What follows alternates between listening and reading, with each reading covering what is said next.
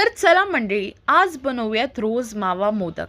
इतके अप्रतिम आणि सुंदर लागतात, तुम्हाला काय सांगू. तर त्यासाठी आपल्याला इकडे कढई घ्यायची, कढईत तूप टाकायचे आणि डेसिकेटेड कोकोनट. जर तुमच्याकडे तो नसेल तर तुम्ही ओला नारळ पण वापरू शकतात, पण तो जरा जास्त दिवस राहणार नाही. हा तुम्ही 5 to 4 days राहू शकतो. आणि मग ह्यात आपल्याला मिल्क पावडर आणि साखर टाकून एकदम जोपर्यंत असं थोडंसं हलकं ओलसर असेल ना, तर तुम्हाला काढून घ्यायचं आहे ते एका साईडला, कारण की आपल्याला फिलिंगसाठी ते यूज करायचं आहे. आतली ड्रायफ्रूट फिलिंग पण टाकणार आहे आपण.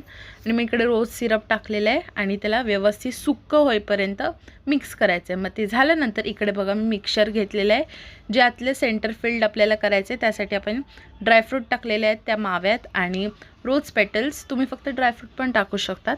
ते झाल्यानंतर इकडे साचा घेतलेला आहे, त्याला व्यवस्थित तूप लावलं आहे. तुम्ही पीठ पण लावू शकतात, ह्याचं तांदळाचं पीठ. आणि वरतून मग हे सारण टाकलं आहे आणि त्याला असा मध्ये खड्डा केलेला आहे. आणि त्यात हे आपण जे मिश्रण बनवलेलं माव्याचं आणि ड्रायफ्रूटचं त्यात टाकलो आहे. आणि वरतून मग परत बंद केलेलं आहे आपलं जे मिश्रण होतं त्याच्यानी. आणि अशा प्रकारे आपला मोदक आहे रेडी. तुम्हाला जर ही रेसिपी आवडली असेल तर सबस्क्राईब करा आणि लाईक पण करा. आणि तुम्ही ही नक्की बनवा घरी. आणि आत्तासाठी बाय.